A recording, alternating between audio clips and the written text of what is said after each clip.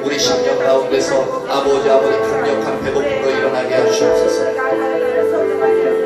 주님으로 인해서만 기뻐하게 하시고 주님으로 인해서만 즐거워하는 그 자리에 우리가 있기를 간절히 소망합니다. 에발라살라라라라라라라라라라라 엘로살라라라라라라라라라라 에발라살라라라라라라라 할렐루야 할렐루야 할렐루야. 주님을 찬양합니다. 주님 당신을 기뻐합니다. 아멘 아멘 아멘 아멘 아멘. 주님 이 시간 당신을 찾고 당신을 추구하는 자들의 심령 가운데 주님의 성령을 더욱더 부어주시길 간절히 소망합니다. 주님이 성령이 인식되어지게 하시고 주님으로 인하여 평안과 안식을 누리게 하시며 주님이 주실 것들을 믿음의 눈으로 바라보며 그 속에 확신을 가지고 온전히 주님을 의지하고 매일매일의 삶을 또한 순간순간의 삶을 승리하여 나아가는 믿음의 사람들이 되어지게 하시옵소서. 그러한 주님의 용사로서 이 한 분 한 분들을 예수님의 이름으로 축복합니다. 이들 가운데 주님의 성령의 능력에 임하시고 이들의 삶을 통해서 주님의 영광을 드러내시옵소서. 이들의 관용들을 아버지 회복시켜 주시옵소서. 온전히 회복시켜 주시옵소서. 회복시켜 주세요. 그들의 모든 필요를 주님께서 채워주십시오. 아멘 아멘 아멘 아멘 아멘 아멘. 주님 우리에게 주님의 은혜를 부으심을 감사합니다. 더욱 우리가 주님께 머물러 있어 주님의 은혜 가운데 우리가 더욱더 자라나기를 간절히 소망합니다. 하나님 당신을 사랑합니다. 영광 받으소서. 이제 돌아가는 그 발걸음들 주님 축복하시고 그 가운데서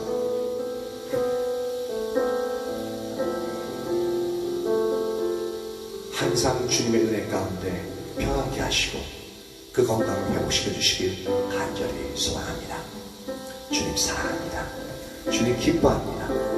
감사드리며 예수님의 이름으로 기도합니다. 아멘.